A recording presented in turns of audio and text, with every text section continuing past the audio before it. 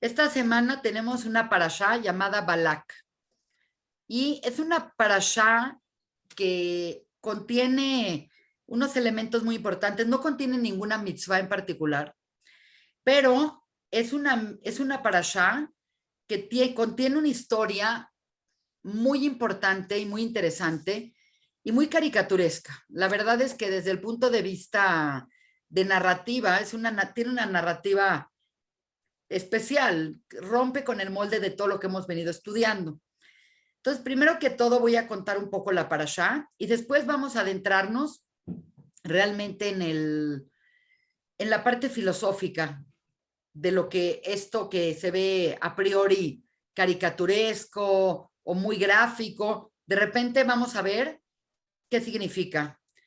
Y por lo tanto, pues contándoles que la parashá de Balak habla de un rey llamado Balak ben Beor y, perdón, se me fue la onda. Se llama Balak ben Zippor. Lo voy a poner graficado para que empiecen a compenetrarse con los nombres. Balak, y la parasha se llama así, Balak, y es un rey, es el rey de Moab. Y se llama Balak ben Zippor. Balak, el hijo del pájaro. Algo muy interesante es que siempre que en el Zohar aparece el concepto de pájaro, significa más allá que el lazo biológico. Significa que él tenía esta capacidad muy elevada de transmutar letras hebreas. Este concepto de transmutación de las letras hebreas en general es uno de los elementos más interesantes para los cabalistas verdaderos, que es entender cómo una palabra puede ser otra palabra, porque la palabra tzipor también se transmuta a tzaruf. Bueno, le voy a poner la fe así, aunque la fe final es así, para que vean que es la transmutación de las letras, es lo que hace que una palabra se torne en otra palabra, y esto es un manejo de energía muy potente. Entonces, este rey, Balak ben Zippor, rey de Moab, está atemorizado porque los Yehudim se convirtieron en una leyenda y se hicieron de una fama de que destruyeron Egipto y que destruyeron a Amalek en el desierto y que por donde pasan tienen éxito. Entonces se va haciendo como un concepto de la invencible que es el pueblo de Israel, y estamos ubicándonos al final de los 40 años que llevan viajando en el desierto. La parashá de la semana pasada, la parashá que habla de la paradumá, es muy interesante porque en esa parashá cuentan, en el final de la parashá, que los Yehudim trataban de pasar por ciertos territorios. Tú quieres llegar a un lugar, no hay un camino para llegar a un lugar, a veces tienes que pasar por otras naciones. Entonces, en un primer instancia, los Yehudim trataron de pasar por el territorio de Saf, de Edom, y no los permitieron pasar, y por lo tanto se fueron moviendo y tuvieron una guerra importante con Og, el rey de Bashán,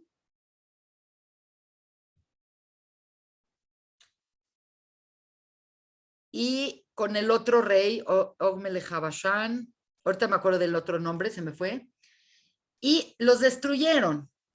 Quiere decir, Israel no quiere meterse con nadie, es un poco como lo que está pasando ahorita. Israel no quiere guerra, Israel pide permiso de paso. Déjenme pasar para entrar a la tierra que tengo que ir. El otro es el rey de Emorí. Y no lo dejan pasar, y lo único que dice es, quiero pasar, no voy a agarrar nada en el camino, no voy a tomar nada, Y básicamente lo que están pidiendo es esto de permiso de paso. Y los pueblos se sienten amenazados por la presencia de los israelitas y por lo tanto los atacan. Por lo tanto, cuando la entrada final para entrar a Israel es por Moab, que es más o menos cerca del Mar Muerto, pero como del otro lado, como del lado ya de, como por decir, de Jordania. Y el rey de Moab, que es este rey llamado Balac, que es un super mago, porque lo acabamos de explicar, que transmuta letras, que sabe manejar de energía, que tiene todo tipo de habilidades, se atemoriza y dice, todos, Edom, Og, el rey de Mor, el rey del Bashan, Amalek, todos han fallado contra el pueblo de Israel porque han sido muy tontos, los han tratado de atacar desde el punto de vista físico. Y evidentemente él reconoce que el poder de Israel es espiritual. Y él reconoce que el poder de Israel es espiritual y que viene definitivamente de una raíz espiritual más alta, que nosotros llamamos Dios, pero él entendía como que tenían un Dios o tenían un poderío que era más grande de lo que otros podían. Entonces se le ocurre una idea brillante, brillante para él, terrible para nosotros, que es, no los voy a atacar, no les voy a hacer la guerra, no voy a usar armas, voy a contratar a la persona más poderosa desde el punto de vista espiritual para maldecirlos. Por lo tanto, toda la parashá de Balac se trata de el rey de Balac, el rey de Moab, Balac, que de por sí él es un tremendo hechicero, un tremendo experto en manejos de energía, pero él no quiere ensuciar las manos. O se da cuenta que este es un trabajo mayor. Quiere decir, hay veces dices, no, esto yo sí puedo. Hasta como yo como doctora digo, este paciente, por supuesto que puedo, pero hay pacientes que digo, lo voy a referir, lo voy a referir a alguien con más autoridad porque definitivamente es un caso mayor. Entonces, Balá quiere contratar a un experto, el más grande hechicero, el más grande profeta, la persona que tuviera más poder que no fuera del pueblo de Israel. Y hay un tipo ahí que se llama Bilam, también se escribe así, Bahalam, Ben Beor. ¿Y quién es este Balam Ben Beor? Resulta que Balam es un profeta, Goy, obviamente, que tiene, y dice la Gemara, y dicen otras fuentes, que su poder de Nebuá, su poder de profecía, es aún más grande que el de Moshe Rabbeinu. Es increíble, pero lo que vamos a ver en esta clase, que es parte de lo que vamos a analizar, es que por un lado tenemos al pueblo de Israel con este Moshe, con Moshe Rabbeinu, el cual es para siempre será el profeta más excelso del pueblo de Israel. Lo decimos inclusive en los 13 principios de fe del Rambam. Decimos que la profecía de Moshe no puede ser superada por nadie más y que la palabra de Moshe es la palabra de Dios. Y por lo tanto, esto es un tema muy interesante que sí vale la pena mencionar. No puede haber, este es un mundo de balance. En el mundo que vivimos, que es el mundo de Malhut, hay un balance perfecto de las cosas. Hay lo mismo que hay de bien, lo hay de mal. Lo mismo que hay de obscuridad, hay de luz. Lo mismo que hay de una cosa y de otra cosa. Existe un balance perfecto en materia de igualdad tremenda. Entonces, es impresionante porque hay un escrito donde dice, de que Bilam era un profeta, que Dios nunca ocultó nada a él. Sabía de todo.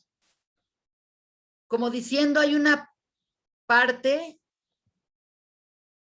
en Israel que es Moshe, y hay la contraparte en las naciones que es Bilam.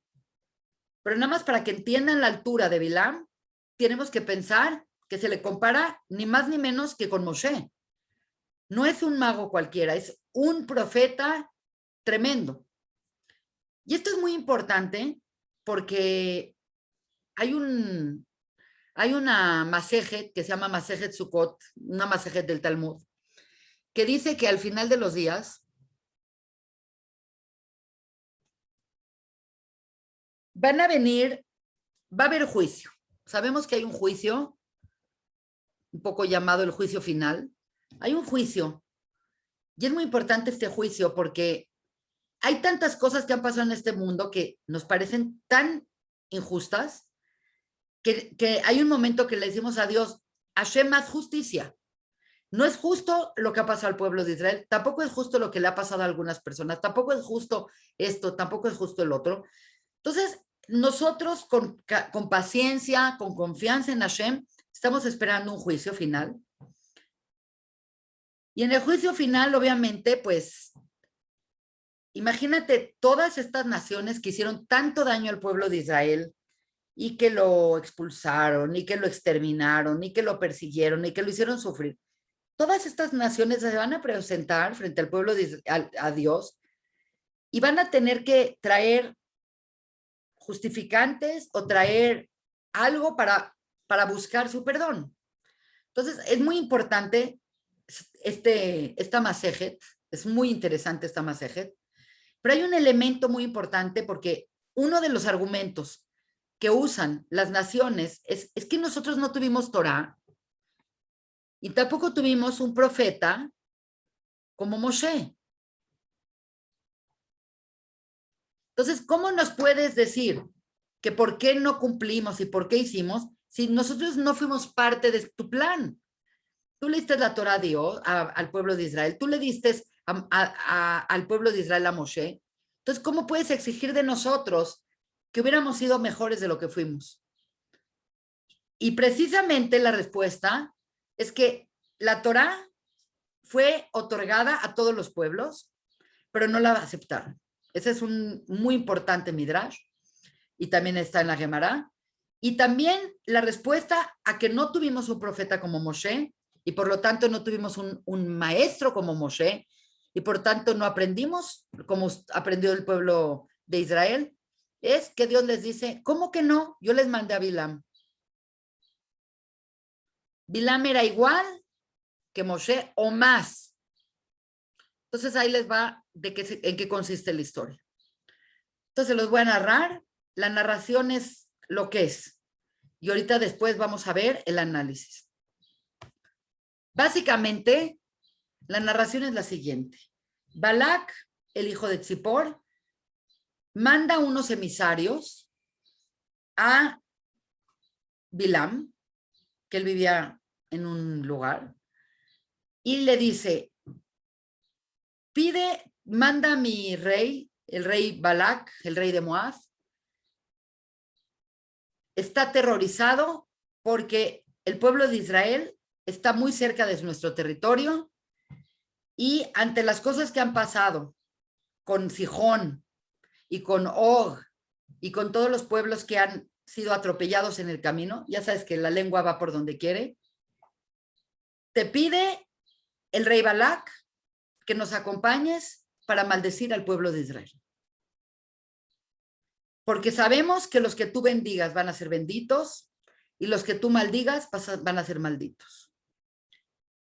Entonces, aquí empieza a dilucidarse una personalidad muy extraña en Bilam, porque Bilam es un tipo completamente oscuro, así como en un Voldemort en Harry Potter, así como un Sauron en El Señor de los Anillos. Quiere decir, es una persona con un poder tremendo, pero tiene un poder que básicamente no lo encamina para el bien. Y esto es un tema muy importante porque no porque tienes un poder, eres bueno. Tú puedes tener un poder y sigues teniendo libre albedrío, y puedes escoger bien y puedes escoger mal. Entonces, él es un tipo que dice la Torá que nada más veía con el ojo izquierdo. Y esto pues es alusión de que nada más veía a través del din. No significa realmente que era tuerto, pero en español el lado izquierdo se llama el lado siniestro. Y el lado siniestro precisamente es el lado malo, ¿no? No estoy hablando en mal de los zurdos ni mucho menos, pero sí estoy hablando de que en el árbol sefirótico, el lado izquierdo es el lado de din, y din es justicia, y din es ser duro, y din es, tiene un lado din nada agradable. Y entonces él se muere de ganas de ir, porque dice el Zohar HaKadosh, y en el Sefer Gilgulim no los reiteran, que Bilam es Labán. Esto es importante entenderlo, porque Bilam, Ben Beor, es Labán. Y esto es muy interesante porque Bilam tuvo un hijo que se llamaba Beor, y Beor tuvo un hijo que se llamaba Labán. Perdón, más bien, Labán tuvo a Beor y Beor tuvo a Bilam. Y el hecho es que la palabra Labán y Bilam son muy parecidas. Por lo tanto, en el Shara Gilulim del Arizal dicen que uno era la reencarnación del otro. Entonces, ya sabemos que Labán es el suegro de Jacob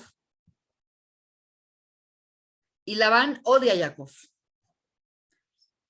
porque no lo pudo manipular. El problema más severo que tenía Labán es que Labán, aramí, era Ramaí.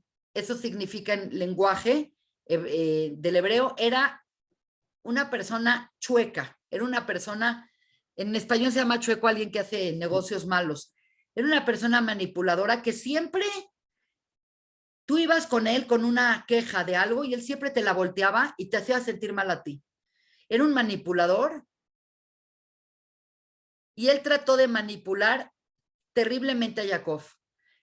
Y es importante mencionar que cuando Jacob llegó con Labán, hace tantos años, la llegada de Jacob con Labán hizo que había una sequía en la tierra de Labán, que es Moab, que precisamente no es Moab, es Siria, es Aram Naraim. Y cuando llegó Jacob, ese día llovió y empezó a prosperar tremendo Labán, gracias a Jacob.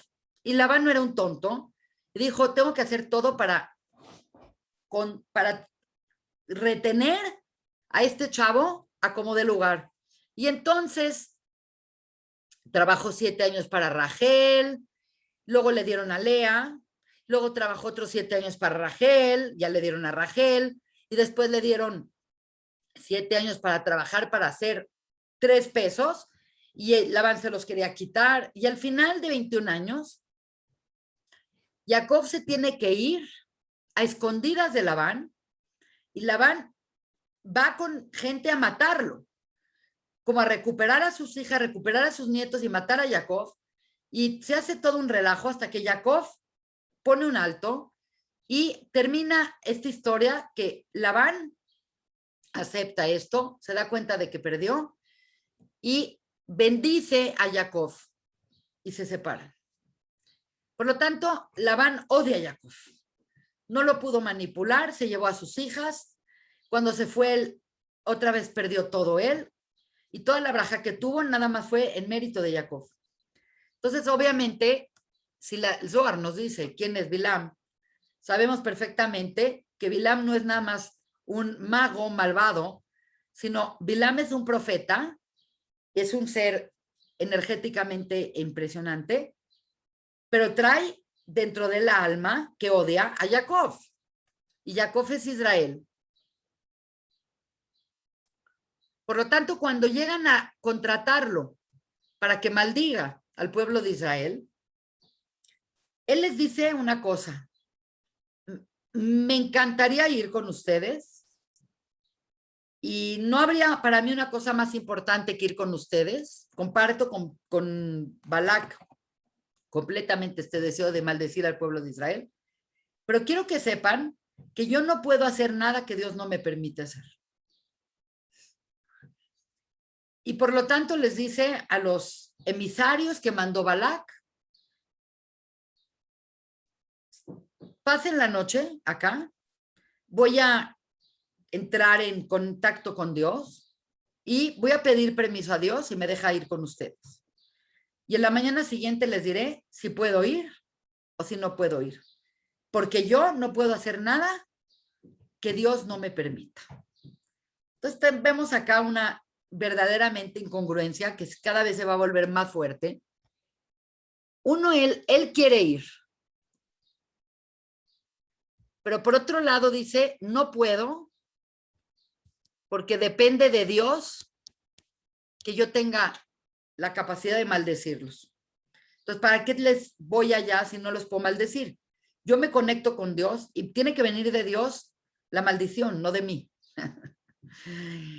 Este es un tema muy importante porque uno dice bendecir es decir una buena palabra, maldecir es decir una mala palabra. Claro que no. La palabra bendecir, lo que es una brajá, la brajá es una conexión, hacer de conector entre el Shamaim y Aretz. Entonces, por un lado se ve como un desgraciado, pero que tiene ir a Shamaim y habla con Dios. Entonces, esto nos cuesta mucho trabajo entender. Normalmente la gente mala es como una Amalek que no tiene contacto con Dios. Y este tiene contacto con Dios. Y lo más increíble de todo es que a la mañana siguiente les dice, no saben cómo lo siento, pero no los puedo acompañar. Dios no me permitió acompañarlos. Así que lo siento. Entonces llegan con el rey Balac. Y el rey Balac dice, voy a mandar ahora a gente más importante que ustedes. Que si voy a mandar a dignatarios, voy a mandar a gente poderosa y les voy a dar mucho dinero y una promesa de mucho dinero para que él vea la lana y a ver si así se anima.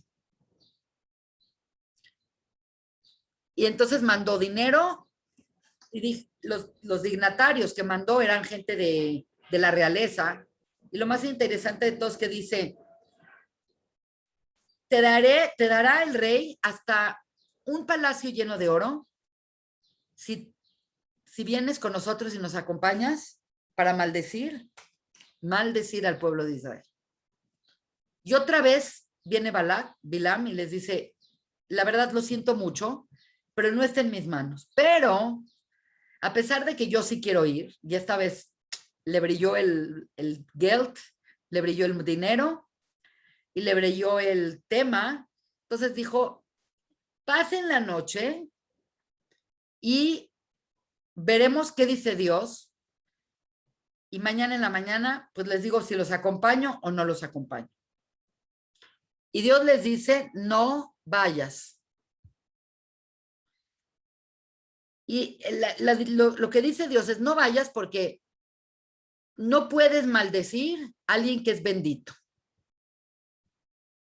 Entonces está diciendo, no puedes maldecir al pueblo de Israel porque el pueblo de Israel es bendito, es Kadosh, es especial. Pero de repente, esto es lo que le dijo la primera vez, pero en esta ocasión, con los dignatarios, con el dinero, con todo, Dios le dice, ¿puedes acompañarlos? Que está raro, acompáñalos, pero no puedes maldecirlos porque no puedes maldecir al que es bendito, pero los puedes acompañar. Entonces sale el Bilam en la mañana siguiente, todos esperando ahí, y les dice, Dios me dijo que los puedo acompañar, pero no me permite maldecirlos. Pero si tú te das cuenta, y es raro porque acá empieza como a haber una rareza de personajes. Bilam es raro porque se muere por hacer la tarea, pero respeta la palabra de Dios, que es rarísimo. Por otro lado, cuando viene el dinero y viene la ganancia personal, él como que se le anima más a ir Y Dios le dice, no los puedes maldecir, pero acompáñalos. Como que hay algo en Dios que cambió, que decimos, oye, ¿por qué no es tajante Dios? Les dice, no vayas, ya, no vayas, no puedes ir. Entonces acá hay un tema muy importante de que aparentemente cuando tú quieres hacer algo por idealismo, ahí dijo Dios no. Pero cuando quieres hacer algo por tu beneficio personal, ahí dijo quizá. Y esto es un tema muy importante porque básicamente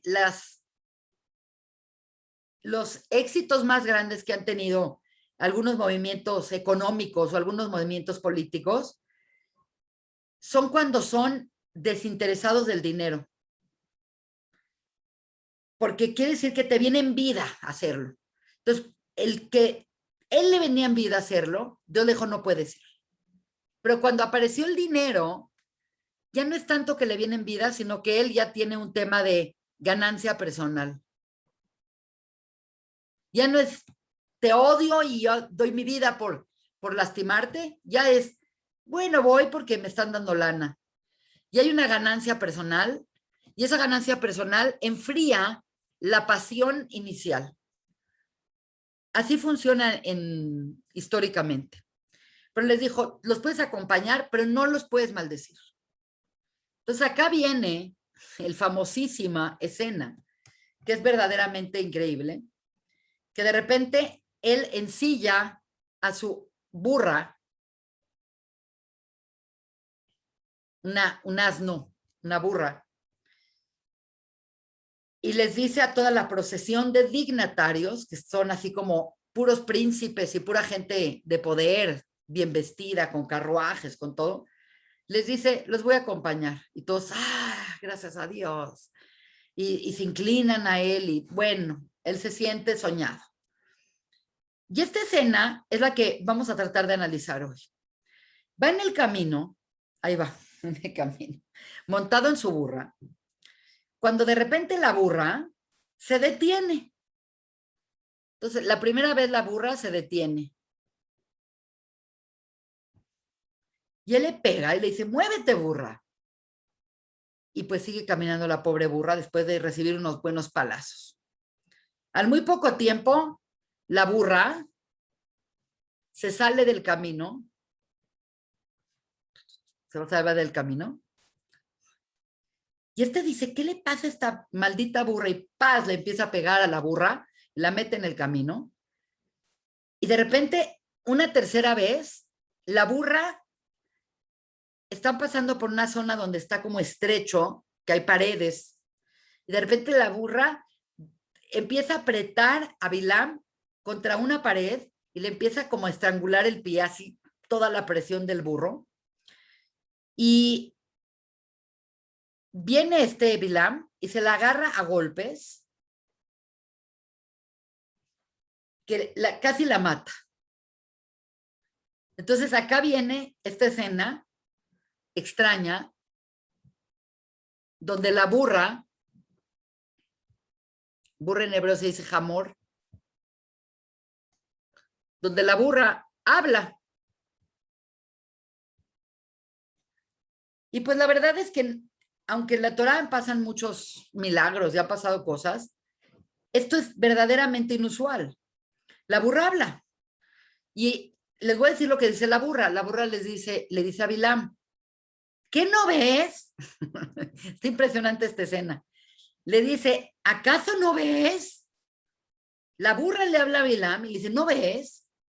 Y dice Bilam, ¿qué? Y de repente ve un ángel que mandó a Hashem impidiendo que pasen. Quiere decir, cada vez que la burra vio al ángel, se paró, se salió del camino, se fue contra acá, porque se asustó.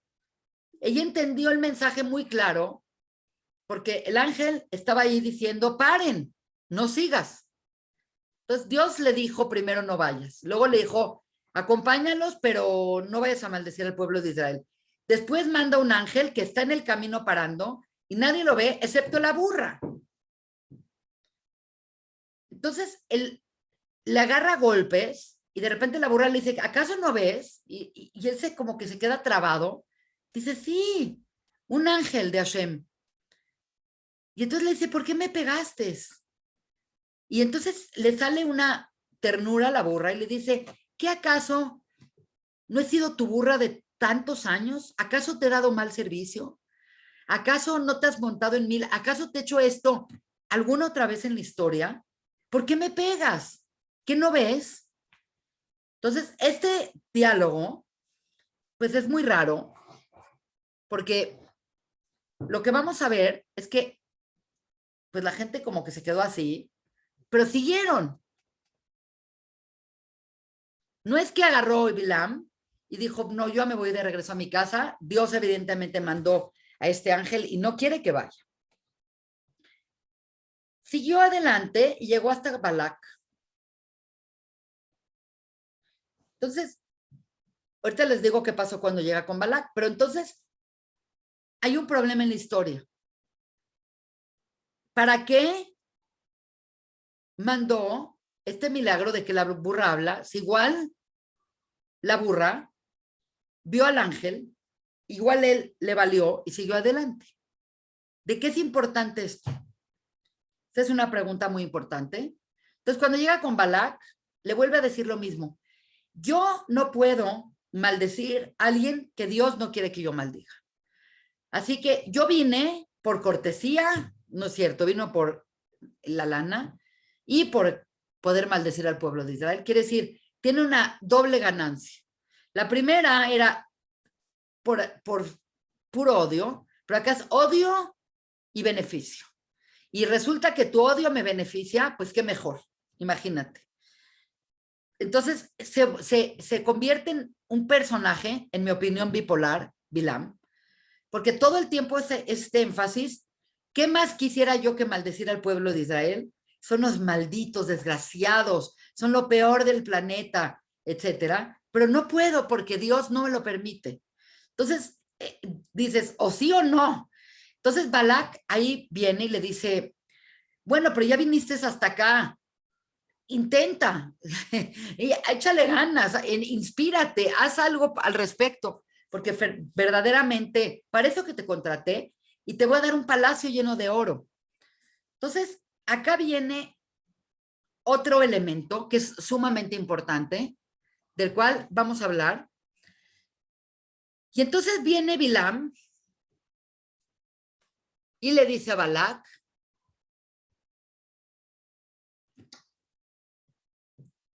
voy a intentar. Quiere decir, yo sé que Dios no me lo permite.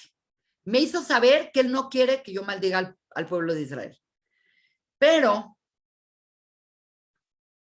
Él tenía poderes más allá que en Moshe Rabbeinu. Por lo tanto, tiene él una capacidad, y la capacidad que tiene Bilam, que es parte del ojo siniestro, de ver con el ojo izquierdo, de ver con Din. Dice en la Gemore que Bilam tenía el don, era un don, de entender el rega. La palabra rega en hibrid moderno es un momentito, rega. Te dicen, Hanna, Bob, Lepo, rega, dame un momento. Él sabía el rega. Entonces tú dices, bueno, ¿y qué es el rega? El reggaetón no. ¿Qué es el rega? El rega es un momento del día en que Dios se enoja con el pueblo de Israel. Que Dios está enojado. Es un instante en que Dios se permite sentir esta emoción llamada enojo. Y por lo tanto, Bilam dijo, yo sé detectar el rega. Ahora, ¿de dónde sabemos que existe este rega? En el Teilim. Hay un Teilim, no sé cuál, no me acuerdo, que dice, habla del rega. Entonces, una de las habilidades que tenía Bilam, además de hablar con Dios y consultar a Dios y etcétera, etcétera, era de saber el rega. ¿Y qué significa que hay un momento del día que Dios se enoja? Es muy raro entender eso, porque normalmente nosotros pensamos que el enojo es una emoción muy maligna, es una emoción muy destructiva. La Guemará le llama al enojo, le llama la puerta para la idolatría. Entonces, ¿cómo es que Dios se enoja?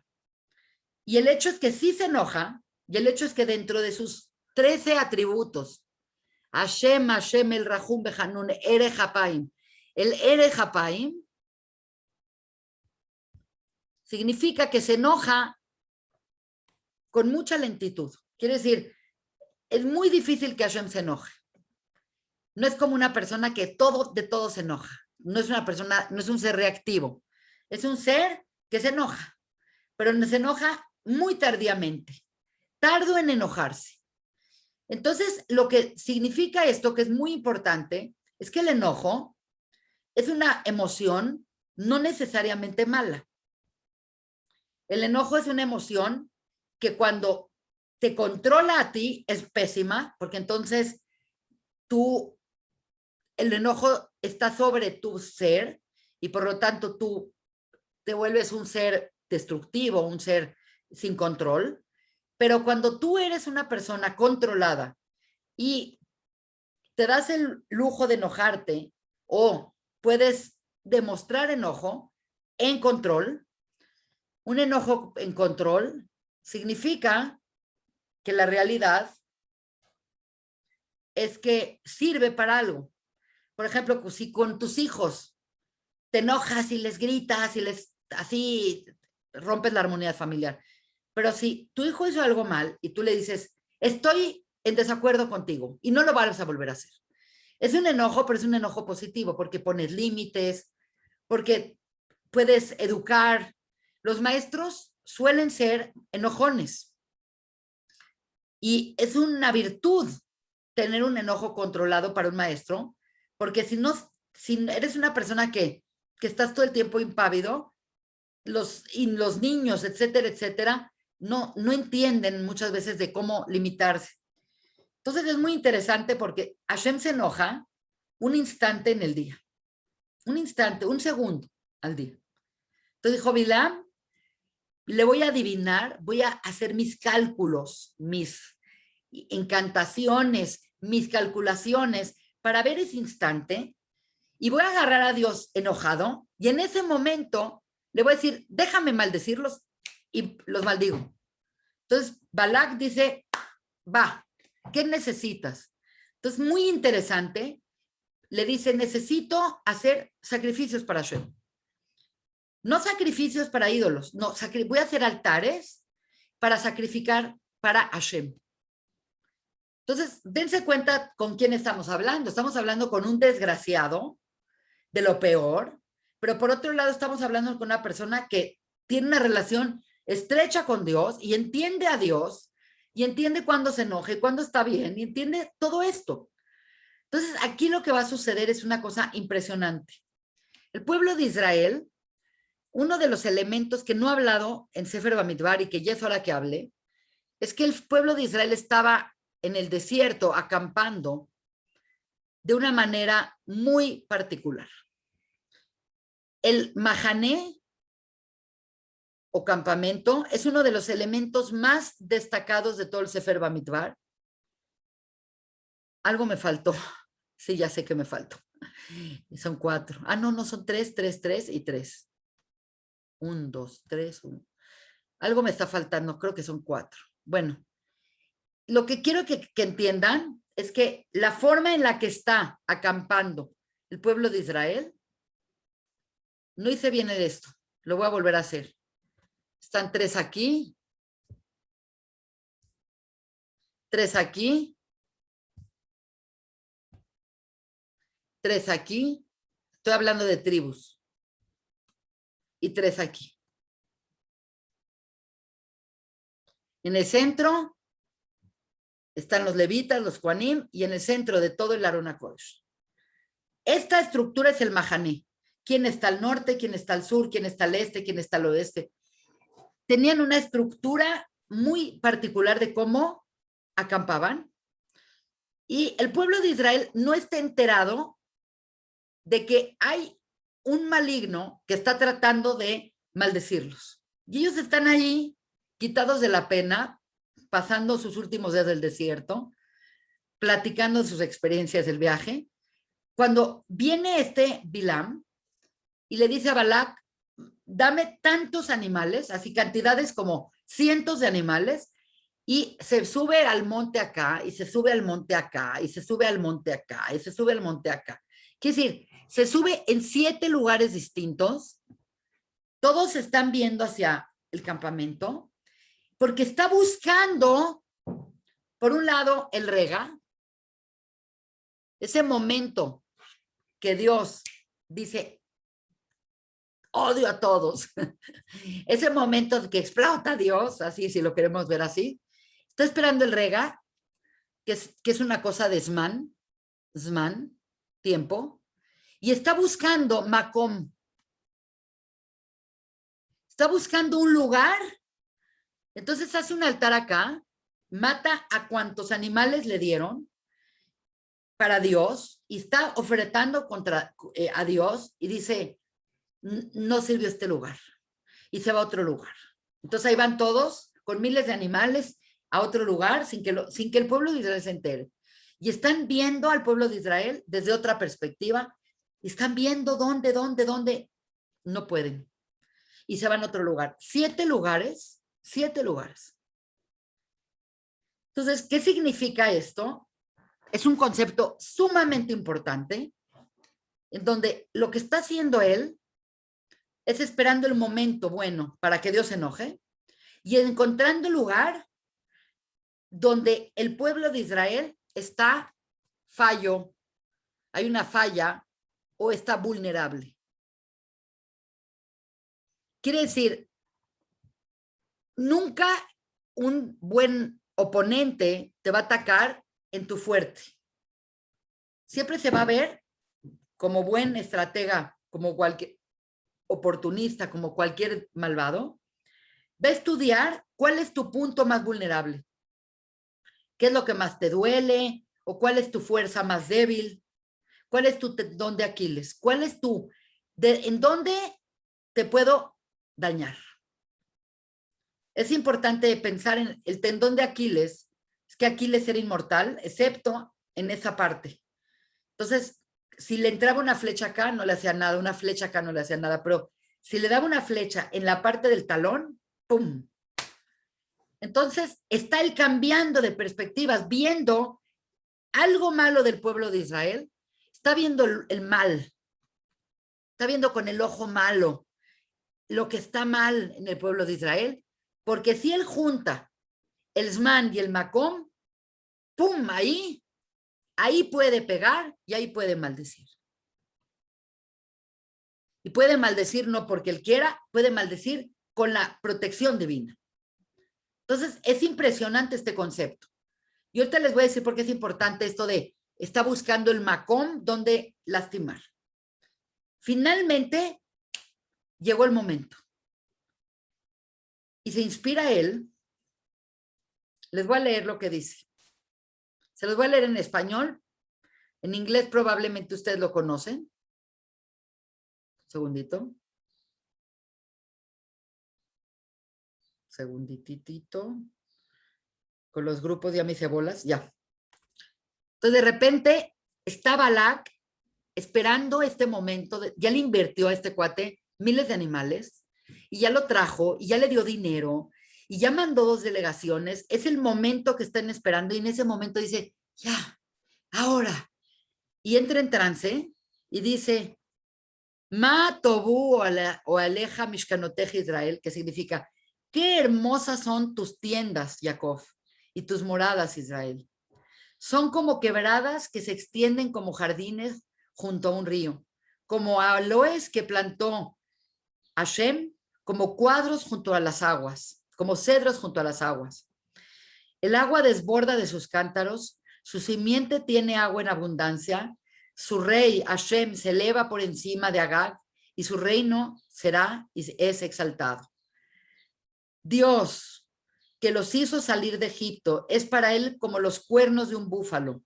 Él devora a las naciones enemigas, les tritura los huesos y los hiere con flechas. Se agazapa, se recuesta como un león, como una leona. ¿Quién lo hará levantar? Bendito sea el que te bendiga y maldito sea el que te maldiga. Esta braja quiere decir, fue contratado para una clala, fue contratado para una maldición. Maldición en hibrid se dice clala. Y le sale una bendición. Le sale una braja. Fue contratado para que caiga la muerte sobre ellos, para que se los fulmine Dios, para que acaben con el pueblo de Israel por siempre. Y el malvado de Bilam, ¡pum!, le sale una braja, que es la que acabo de leer, y no nada más es una braja X, es una braja tan hermosa, tan poética, tan bella, que la leemos diario en Shaharit. Inclusive los Jajamim tenían un deseo de que fuera parte del Shema Israel. Entonces, es una cosa impresionante. Contratas a alguien para hacer una cosa y sale opuesto. Entonces, obviamente, Balak casi se quiere morir, lo quiere matar. Le dice, ¿pero qué hiciste? Los bendeciste, los exaltaste, los pusiste en el cielo. Eres un idiota, eres un maldito. No saben, se puso histérico. Obviamente, todo esto vamos a tratarlo de explicar. Y Bilam le dijo, es que yo te dije que yo no puedo hacer lo que Dios no quiera. Yo los quise maldecir, busqué el momento correcto, busqué la cosa correcta. Y cuando entré en trance y cuando entré en conexión, esto es lo que salió de mi boca. Entonces, prácticamente, Balak quiere matar a Bilam. Bilam quiere dañar al pueblo de Israel. Y como no lo logró acá, antes de irse y convertirse en un mago, casi de circo, porque es lo que acabó. Él, siendo un profeta como Moshe Rabbeinu, acabó como un mago de circo. De repente lo que resulta es que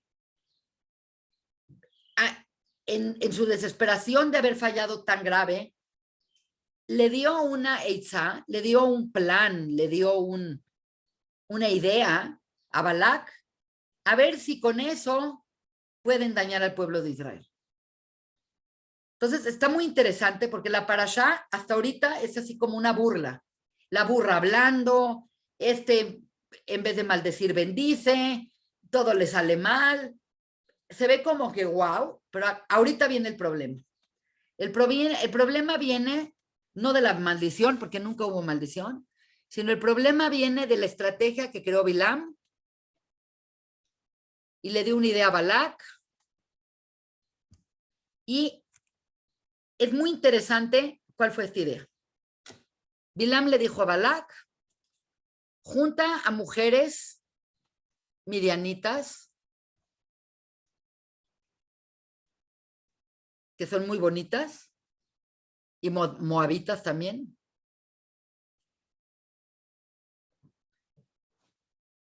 Y van a poner afuera del campamento de Israel, afuera del Mahané, cerca, van a poner unas tiendas. Imagínate que esto es como una tienda de campaña. La estamos viendo por arriba. Y van a poner una entrada y van a poner un mostrador acá con productos bonitos, manteles, souvenirs, así como el shopping de los pueblitos, ¿no? Que llegas al pueblito y, ay, a ver qué venden acá, un platito, una cosita. Y estas muchachas medianitas agarra una selección de las más hermosas. Peínenlas, vístanlas, perfúmenlas, aceítenlas, pónganlas guau. Y los hombres van a ir a comprar cosas porque pues ya se acerca entrar a la tierra de Israel y pues qué padre, van a ir a comprar cosas para llevar a sus casas.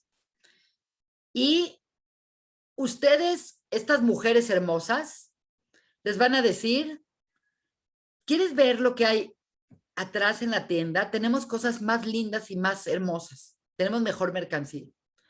Entonces van a entrar acá y aquí va a haber una cama y estas mujeres se van a desnudar y los hombres van a tener sexo con ellas. Ven esta estrategia, ¿eh? Y una vez que hayan tenido sexo con ellas les van a decir, ay, acompáñame, aquí atrás tengo una cosa que hacer y van a hacer idolatría. Y no es cualquier idolatría la que van a hacer, yo siempre digo, la peor idolatría. ¿Y por qué digo la peor? Todas son malas, pero ¿por qué la peor?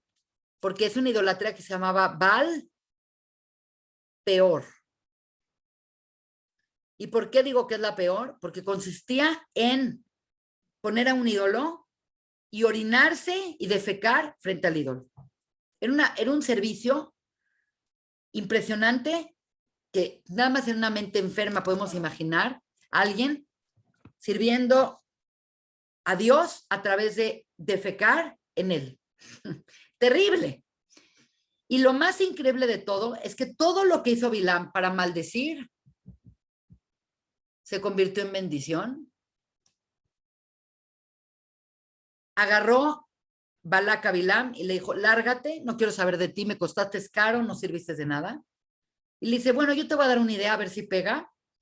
Y esta fue la idea y se volvió una tragedia. Empezaron a ir los jóvenes hebreos a estas tiendas, empezaron a comprar mercancías, todos vieron a estas mujeres espectaculares, atractivas, perfumadas, desnudas frente a ellos y vámonos. Y al caer en idolatría, al caer en conducta sexual inadecuada, es muy fácil el siguiente paso caer en idolatría. Esta unión entre el sexo y idolatría es tan común, tan común, que por eso en Yom Kippur, que precisamente es el día que nos perdonan del Jeta Egel, que es idolatría, se leen las leyes de Arayot, las leyes de relaciones prohibidas, entre ellas meterse con mujeres inadecuadas. Esta es una de tantas pruebas. Es impresionante que cuando hicieron el Jeta Egel, no nada más es que hicieron el Jeta Egel, había una orgía enfrente del Jeta Egel. Quiere decir, hay aparentemente un tremendo unión entre que cuando una persona cae en el tema de la sexualidad, la siguiente fase que va a caer va a ser en idolatría. Y entonces se viene acá un problemón, que es algo que vamos a ver la clase que entra, que empieza a haber una caída, una peste, una plaga que empieza a afectar a la gente, especialmente a los hombres, judíos. Casi todos eran de la tribu de Shimón, que de por sí Shimón es más temperamental, y acaba esto con 24,000 muertos judíos, y el que acabó con el problema, que es la parasha de la semana que entra, es Pinjas, que termina con la cosa de tajo, de una manera violenta y drástica. Entonces, la verdad es que esta es la historia de Balac, esta es la parasha. Entonces, no me quiero sobreextender, vamos a tratar de entender ciertos puntos importantes. El primer punto es tratar de entender a Bilam, porque nosotros no podemos conciliar, o por lo menos yo no puedo conciliar, o es difícil conciliar, que una persona que tiene el don de la profecía y está en contacto, eso significa tener el don de la profecía, contacto directo con Dios, que es contacto directo con el bien, contacto directo con la bondad, contacto directo con la verdad.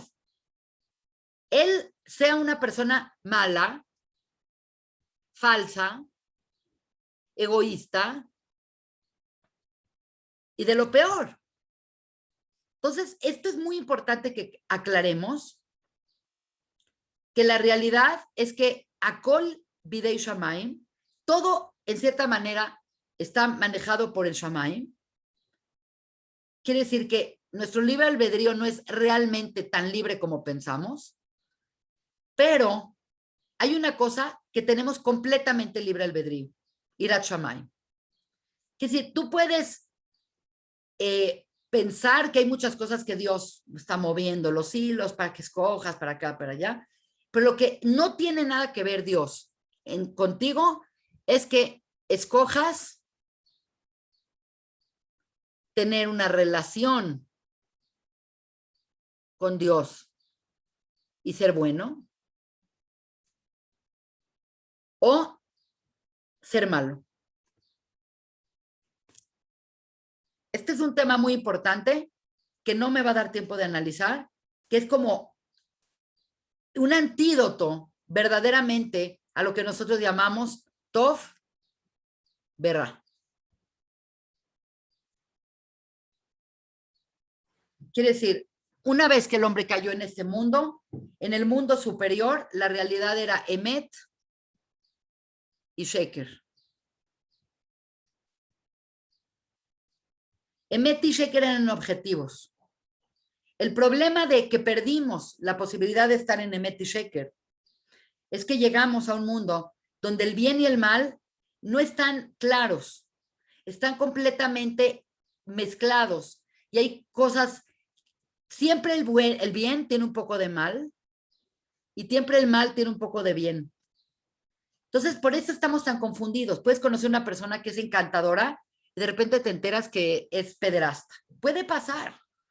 Y te puedes encontrar una persona que es de verdad un tipazo y resulta que es una trance en los negocios. Y dices, ¿cómo es posible? Entonces, el problema de este mundo es lo que se llama la disonancia cognitiva. Las personas pueden justificar todo y pensar que están bien, y el verdadero problema de este mundo no es que haya bien y mal. El problema de este mundo es que hay confusión. La confusión es mucho peor que el bien radical o el mal radical. El problema en el que vivimos es que todo tiene un poco de bueno y un poco de malo. Todo tiene nutrientes y también tiene cáscaras y desperdicios. Todas las personas tenemos cosas buenas y también tenemos elementos malos. Y cada persona que es mala también tiene un elemento bueno. Entonces, este es un tema importante que tenemos que entender porque nos cuesta mucho trabajo entender la bipolaridad de este cuate. Este cuate es un bipolar. Por un lado, está en contacto con Dios, pero por otro lado quiere maldecir al pueblo de Israel. Por un lado quiere lo peor para el mundo, por un lado tiene el egoísmo pleno.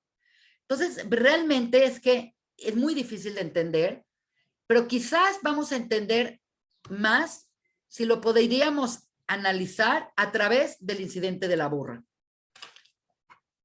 El incidente de la burra es verdaderamente y aparentemente ilógico. Él sabe que no tiene que ir. Entonces, primero Dios le dice, no vayas. Luego le dice, bueno, ve, pero no hagas esto. Dije, en el primera instancia dijo, no vayas, no maldigas. En el siguiente dice, ve, pero no maldigas. Entonces, el tema de la burra, Hamor,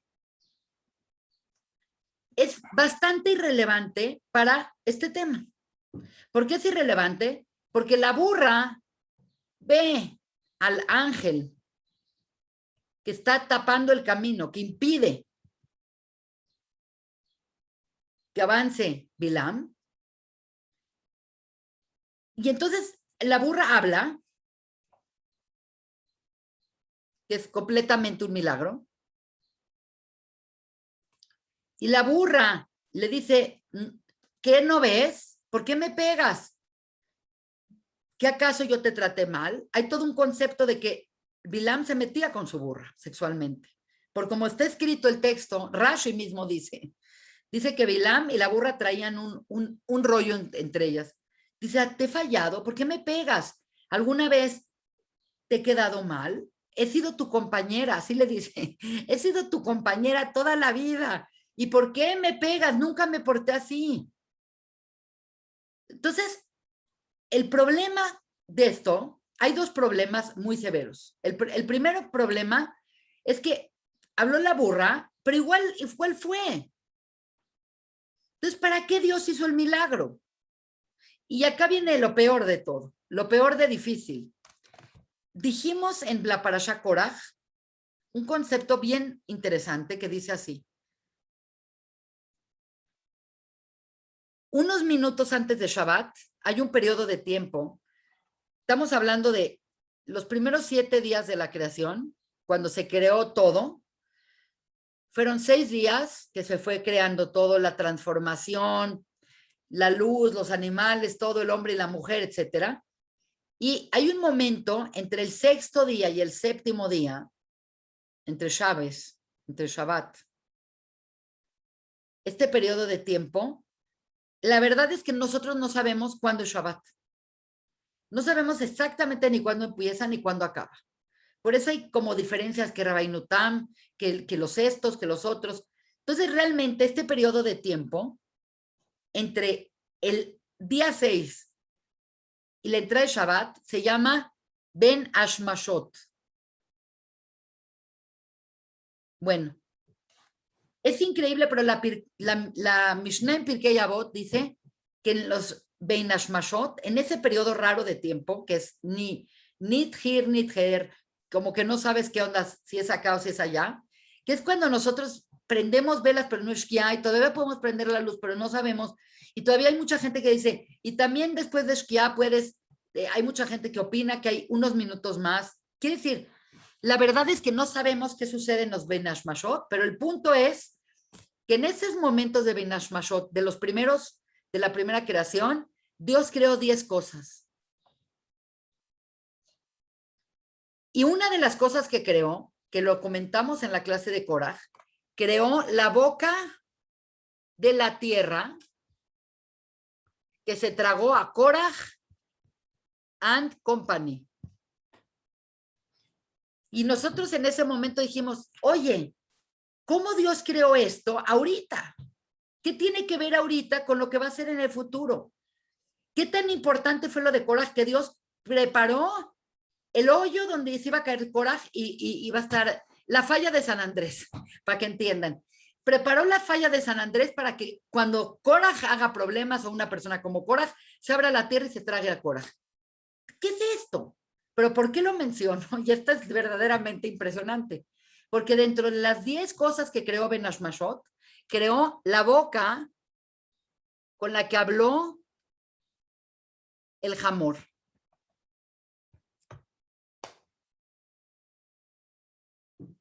Y por otro lado estamos diciendo que es irrelevante lo que habló el Hamor. ¿Por qué? Porque igual fue. Entonces, tengo que analizar esto. Primero que todo dijimos con Koraj que se abrió la tierra y se tragó a Koraj porque Koraj no estaba nada más agitando al pueblo de Israel, nada más así. Koraj estaba alterando el orden de todo lo que era la Torah. El mundo se sostiene en la Torah. Dios creó al hombre para tener una relación. Esperó 26 años para poder tener una relación con un entendimiento. Por lo tanto, cuando Koraj le dice a Moshe, tú eres un nepotista, ¿por qué metiste a Aarón en los lugares de mí? Yo también soy Kadosh, todos somos Kedoshim. El problema no es que él quiere ser Cohen. Él quiere ser Cohen, pero el problema no es eso. El problema es que acusó a Moshe de inventar cosas. Y si Moshe inventó lo de Aarón, ¿qué más inventó Moshe de la Torah? Entonces, o la Torah es divina o la Torah no es divina. No hay, bueno, es divinamente inspirada, ni más. O Dios la dio y Moshe es el fiel transmisor de la Torah.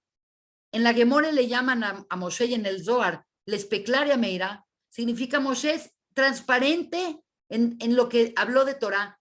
Es el garón de Dios, la garganta de Dios. Moshe no le metió ni un punto más ni un punto menos. Por lo tanto, acusar a Moshe de nepotista era una forma de decir que la Torá no es divina. Y por lo tanto, Dios creó el antídoto a esto, debido de muerte. Porque si los Yehudim no recibían la Torá y no se apegaban a la Torá, Dios hubiera destruido este mundo como ya había destruido muchos mundos antes de este mundo. Según el Zohar, estamos en el séptimo mundo. Por lo tanto, estaba todo preparado para que hubiera el antídoto a este momento de quiebre. Y aparentemente tenemos que aplicar lo mismo a la boca que habló el burro. Entonces, aparentemente el que haya hablado el burro, si fue creado antes que la creación, entonces quiere decir que el mensaje no es irrelevante. Entonces hay que releer el mensaje. La verdad es que hay muchísimo más en esta clase, pero voy a hacer esto y otra cosa más y quiero abrir el tema. El burro, la burra, habla.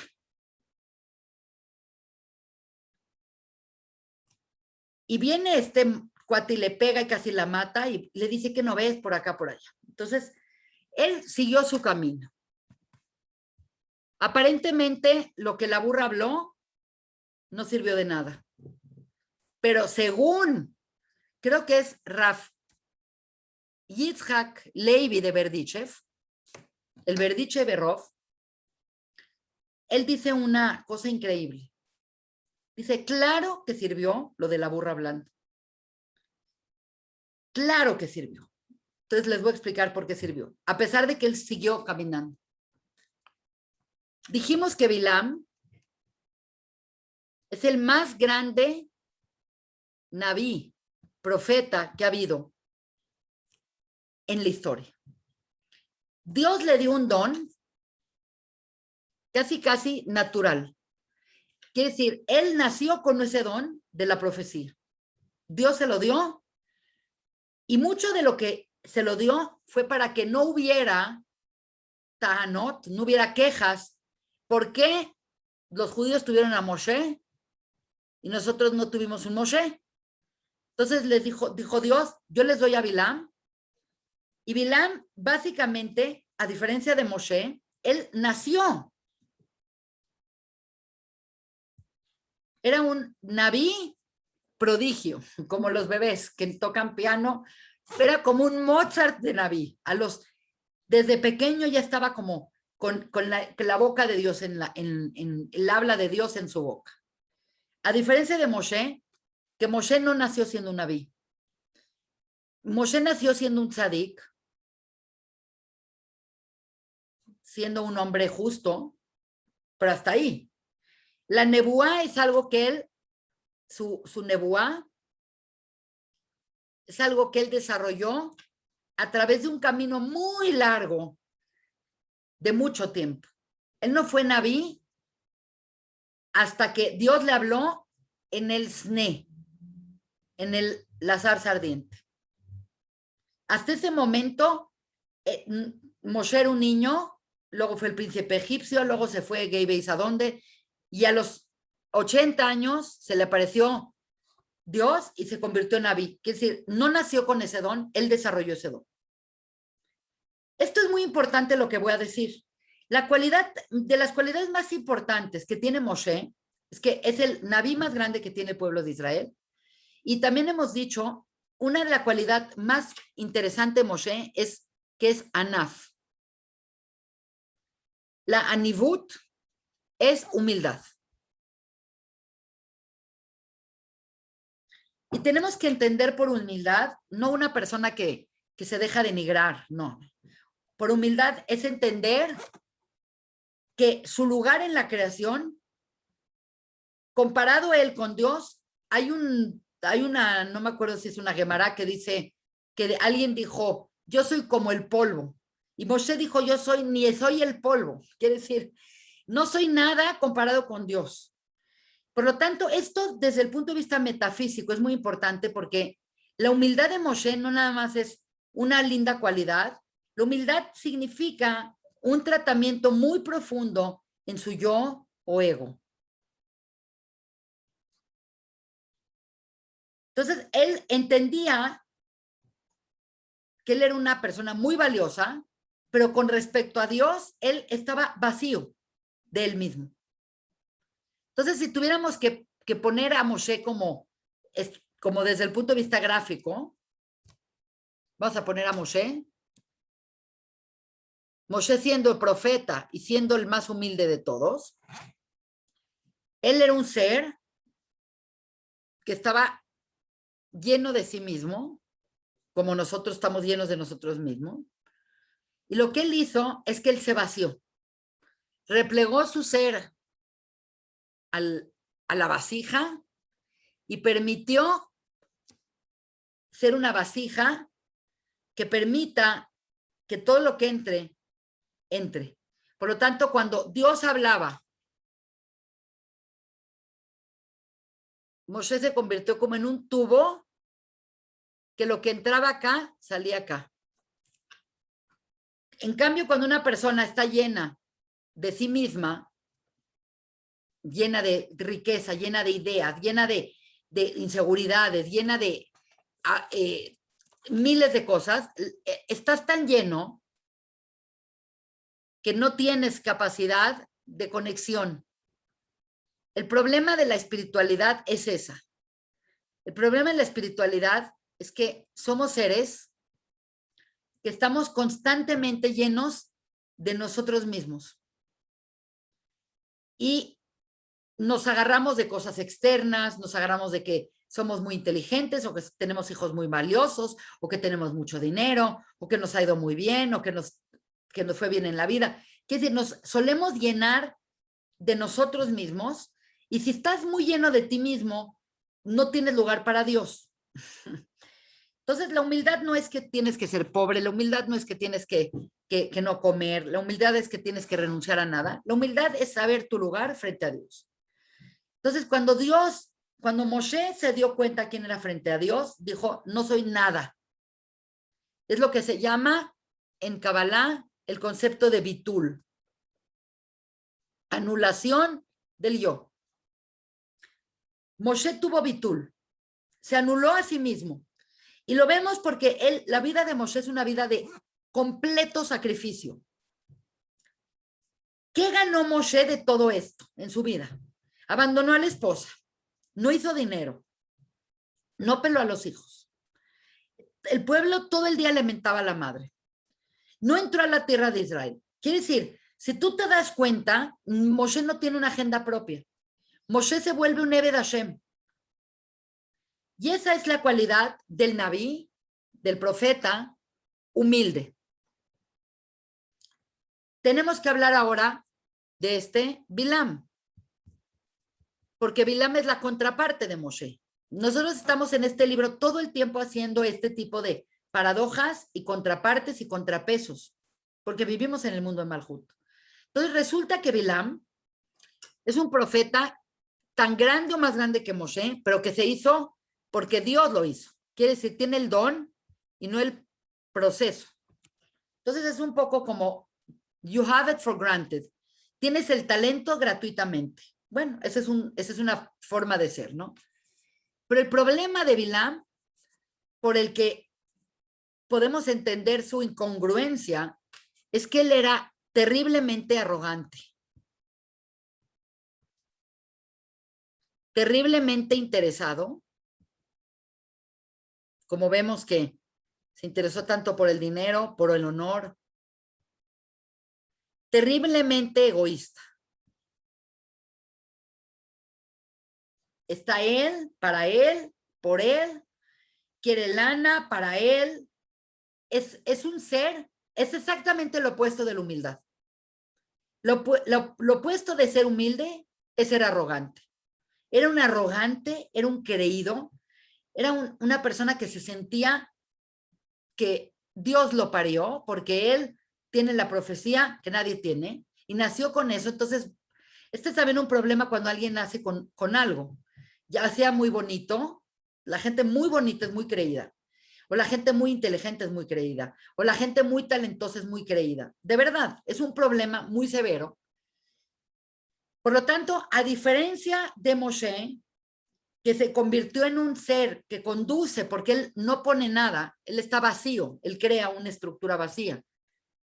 La estructura de Bilam, él como conductor, en vez de vaciarla para permitir que Hashem le hable, etcétera, él, una vez más, vemos que la llena de intereses personales, la llena de todo. Entonces, por eso se ve que está batallando con la profecía, se ve que está batallando con las cosas, como que no le salen. Déjame pasar la noche y déjame ver qué quiere Dios. Quiere decir, él quiere una cosa y Dios quiere otra cosa. Hay un conflicto. Con Moshe no había un conflicto. Una vez que Moshe fue, ya Dios no tuvo que estarlo convenciendo de que siga adelante en su camino. Él está ahí y está haciendo lo que Dios le pide y sacrifica su vida por eso y ya. Pero este cuate, cuando no le dieron dinero, no fue. Cuando le dieron dinero, es que estiró cada vez más sus posibilidades de estar en la posición de poderlo hacer.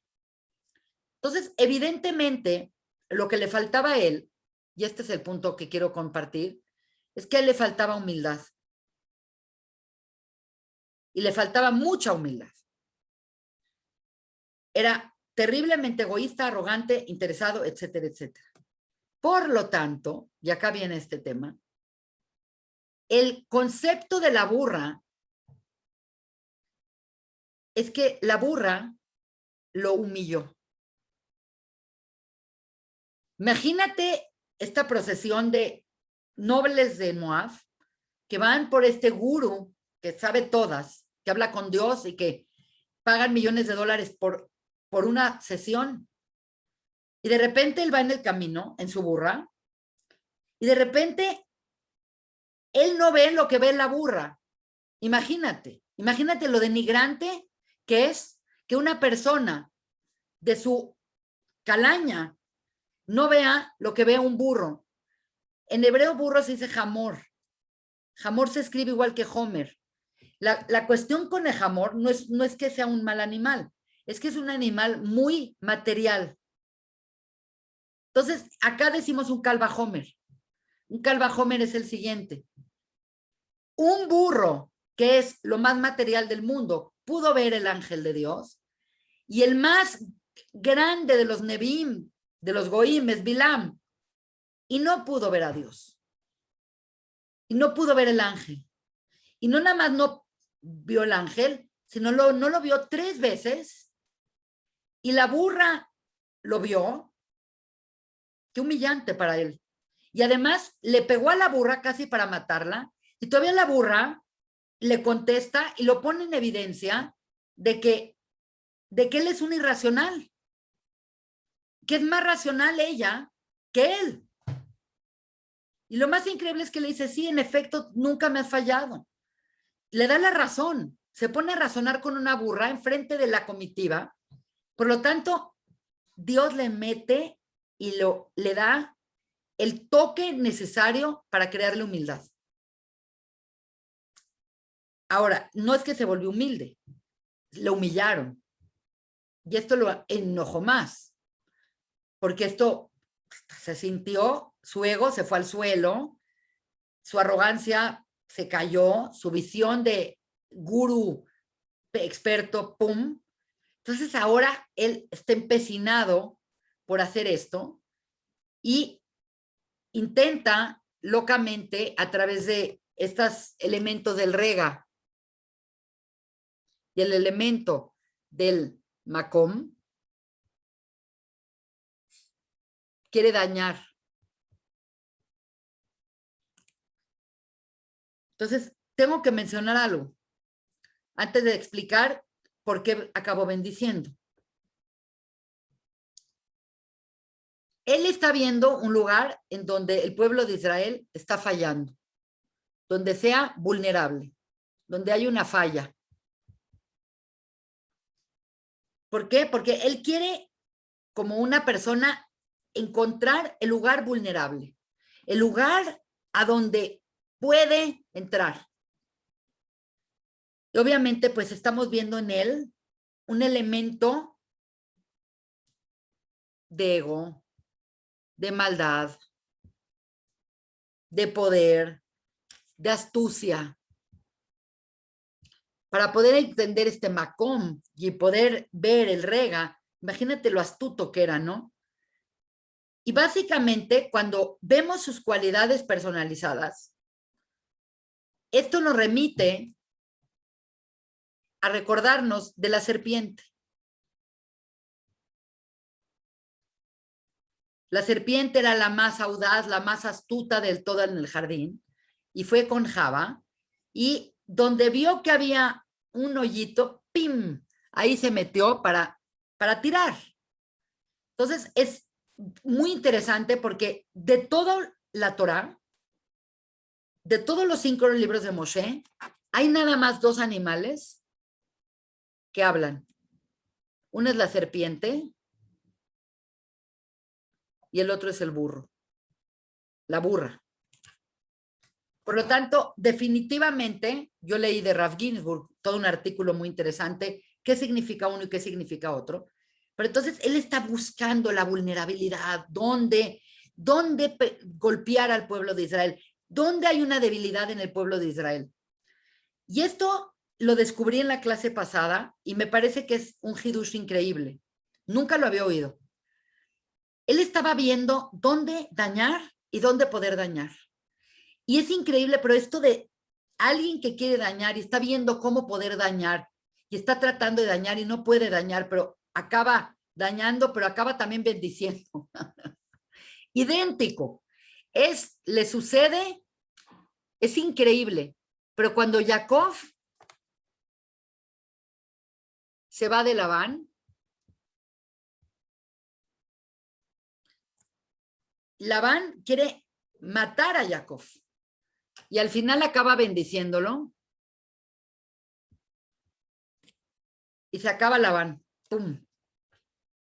En el instante que Jacob termina con su enemigo, este es el bien y este es el mal. Queda Jacob y la primera cosa que hace Jacob es orquestar un encuentro con Esaú.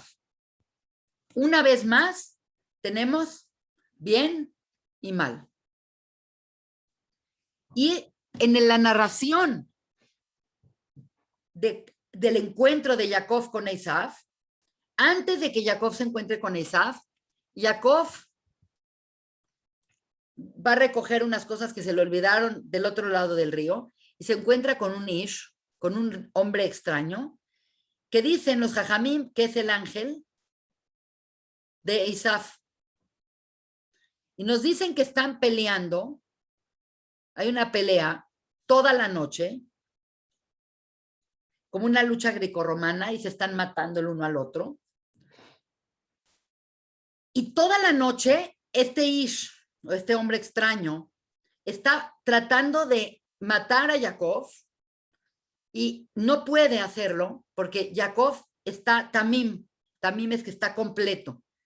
Hay un concepto de que cuando una persona está haciendo todas las mitzvot, cada parte de su cuerpo se ve fortalecida.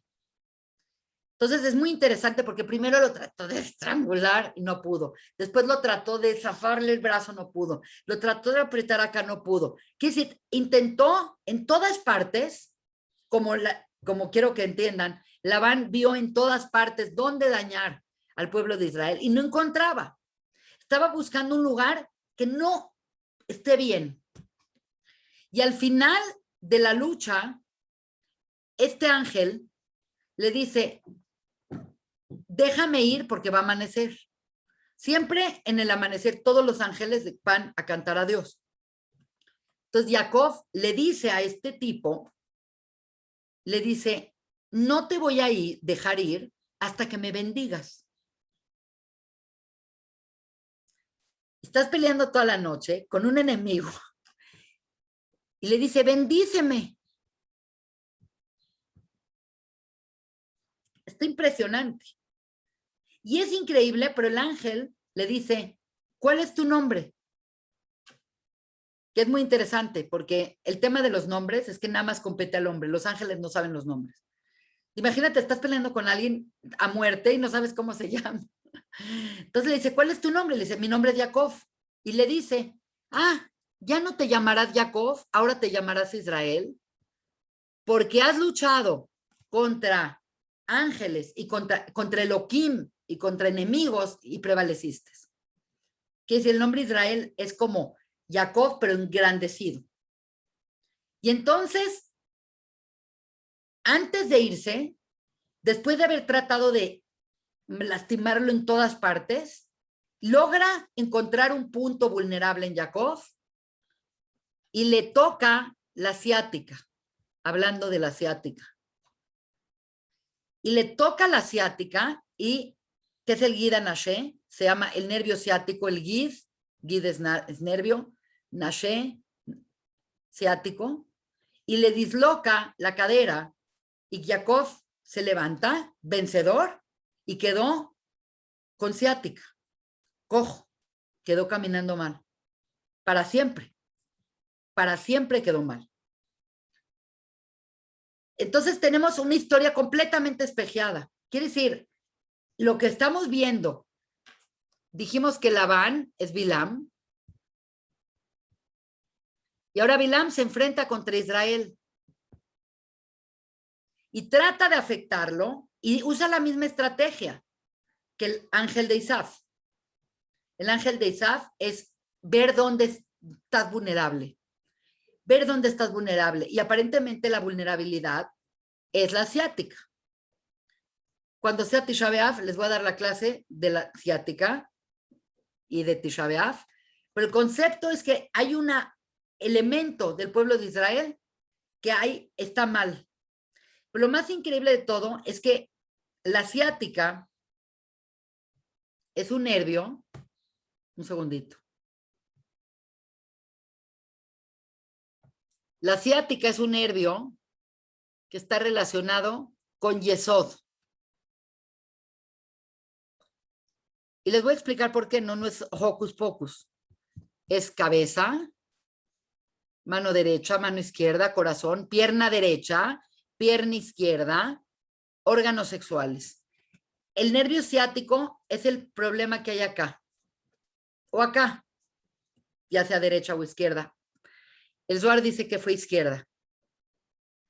Y el problema ahí es en la índole de la sexualidad y en la índole del sostén económico, de cómo sostenerse, de la parnasá. Entonces, lo que está diciendo es que la vulnerabilidad, la falla que encontró este ángel fue ahí, en la sexualidad y en el dinero. Entonces, lo más increíble de todo es que él quería maldecir y estaba buscando la falla. Y precisamente él encontró esta falla, que fue la idea de cómo hacerlos caer indirectamente a través de las mujeres medianitas. Pero Dios acaba siendo esta historia que Dios utiliza después de la humillación que vivió Bilam. La humillación le hizo de que se vaciara de su ego y por lo tanto se volvió un conductor de una bendición. Y la bendición que da Bilam al pueblo de Israel es la más grande bendición que recibimos de toda la Torah. Entonces, ¿cómo podemos explicar que una persona que te odia te puede dar una mejor bendición? Y este es un principio muy importante de la Kabbalah, y es muy importante que entendamos que entre más obscuridad hay en un lugar, la luz es más brillante. No es lo mismo que yo ponga esta luz acá, que si lo hago con un cuarto completamente oscuro. Es otra cosa. Prender una luz en la oscuridad y prender una vela de día no es nada.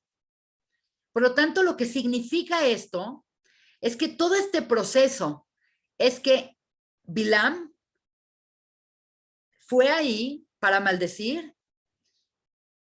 El concepto de la humillación que sirvió, le sirvió para convertirse en un conductor, un conductor como Moshe es un conductor, la Menatseach, acuérdense de los Teilim que empiezan la Menatseach, son los que van dirigidos el conductor de las cosas. La Menatseach es un conductor y Moshe es un conductor precisamente, porque viene de Netzach, la Menatseach.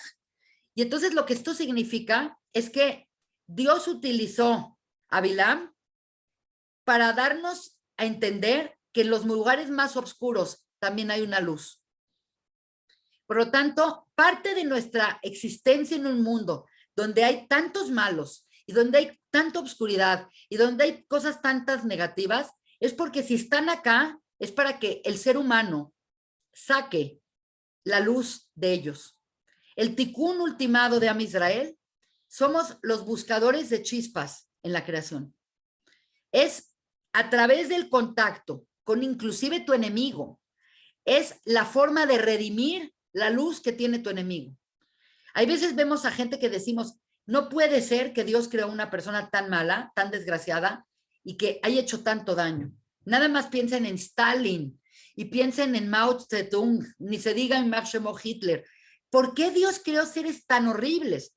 Y la verdad, la respuesta, aunque no la queremos oír, es que Dios creó seres que tienen bien, que tienen de todo. Hasta estas personas tenían alma y su alma era pura, porque el alma de todos es pura. Y la responsabilidad de volverte una buena persona o de una mala persona es cuánto contacto tengas con tu alma. Por lo tanto, hasta la peor persona, hasta el peor ser, como Bilam, como Balak, como estos desgraciados que hemos tenido tantos en la historia, hasta la peor persona y la persona más oscura tiene dentro de él una chispa que debe de ser revelada y debe de ser redimida. Por lo tanto, es como este concepto de que, ¿dónde encontramos los diamantes? En los carbones. Quiere decir, el oro no viene así como no hay rocas de oro ahí. Siempre el oro viene en rocas que no sirven para nada. Siempre los nutrientes, una manzana, viene en una cosa que tiene cosas que no sirven, que nada más te sirven para la digestión y para ir al baño, pero los nutrientes son mínimos. Entonces, este concepto es un concepto muy importante que tenemos que entender, que hasta las peores personas del mundo tienen dentro de ellas un alma que tiene que ser redimida. Es cierto que la persona tiene oportunidades de redimirla, de estar en contacto con gente que le ayuden a redimir, y puede ser que la persona pierda la oportunidad y tenga caret, y Dios le diga, te di oportunidades y te acabó. Pero mientras una persona está viva y una persona tiene habilidades, él puede escoger ser bueno, él puede escoger ser malo, pero aunque haya la persona escogido ser mala, la persona tiene una chispa de divinidad que debe de ser redimida. Y por lo tanto, la mejor braja de toda la Torá le salió a Bilam y Dios ocupó ese espacio oscuro y tenebroso para sacar la mejor chispa. Esta es la clase. Esta es la clase. Es una clase compleja, pero me parece que llegué a lo que quería llegar. Es que ayer la di, no creo que yo no llegué a la que quería llegar. Así que, ay, perdón, en vez de hacer la vista grande, la hice chiquita. Y pues, la verdad que sí quisiera que me digan su opinión, que me digan qué sienten, qué sintieron con este concepto. Ay, dejé mil cosas de fuera, pero pues, esto es lo que quise compartir con ustedes. ¿Algún comentario, alguna duda? Pues yo Please. quisiera hacer una pregunta. Sí, Lili. Lo que es la serpiente y la burra, ¿son simbólicos, metafóricos? ¿Existen? Porque ¿cómo le están hablando a él? Pues si ellos no hablan, no sé. Es muy difícil entender porque por lo mismo que son la excepción hace la regla. Quiere decir, desde un punto de vista textual, la Torá habla de la serpiente como un agente externo que está ahí y que es enviado por Hashem y que toma el cuerpo de serpiente. Quiere decir, es un ángel, no es una serpiente per se. El que hable la serpiente es algo inusual, no es algo normal, porque precisamente en el mundo de la creación, el único ser que es el medaber es el ser humano. Entonces, es muy dudoso entender si se trata de una figura simbólica metafórica o se trata de verdad de que es un animal que está hablando. Pero por otro lado, como se maneja como un milagro, no es lo habitual, no es que los animales normalmente hablan en la Torah, nunca. El único caso es la serpiente y el otro caso es la burra. Y es increíble, pero la burra era el ticún de la serpiente. Eso es lo más increíble de todo. Precisamente como por lo inusual de la presentación y porque son los únicos seres animales que hablan en la Torá, vemos que el ticún, en cierta manera, de la serpiente que fue a hablar mal y todo esto, fue la burra, que la realidad es que la burra habló todo bien.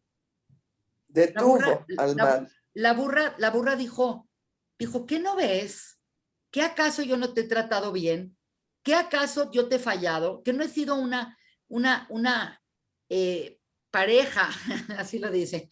No he sido para ti una compañera fiel que siempre te ha llevado a todas partes. Y él le dice, pues sí, la verdad, tienes razón. Siempre ha sido buena. Entonces, no sabemos hacer, en la clase pasada explicamos que la serpiente no es un agente externo. Según el Ralbag, según el Zohar, según muchos jajamim, la serpiente es más bien un agente interno, que es como nuestra parte animal, nuestra parte no rectificada, nuestra parte egoísta, la que está hablando. Cuando la serpiente está hablando, también podemos entender que la que está hablando es la parte básica y cruda del ser humano. Es verdaderamente importante entender esto.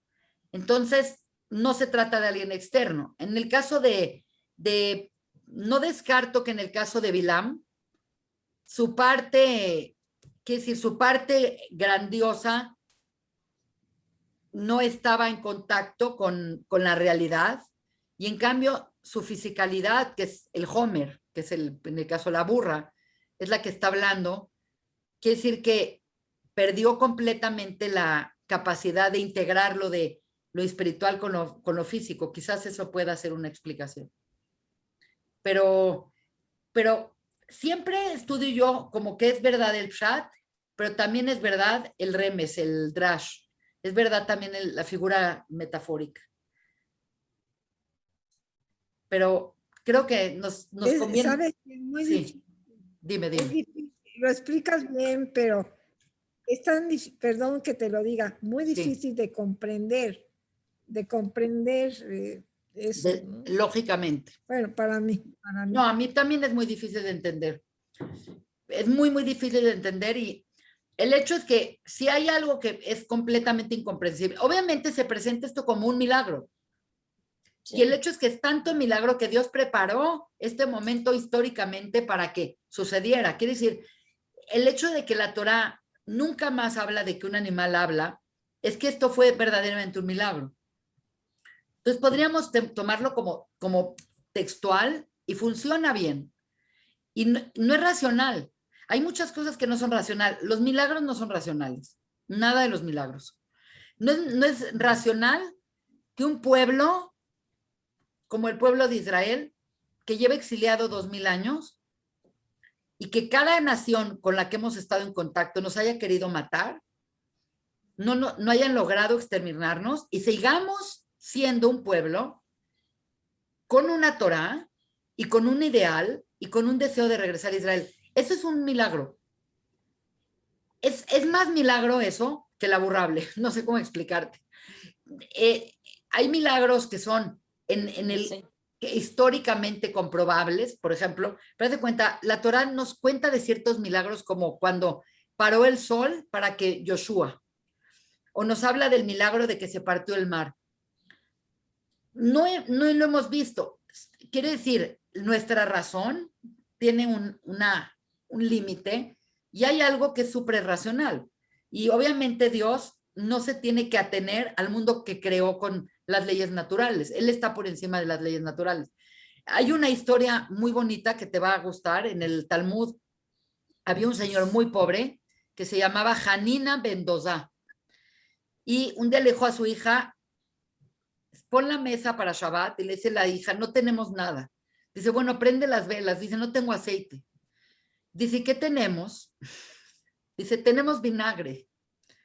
Y la hija le dice, tenemos vinagre, pero el vinagre no prende, no tenemos nada.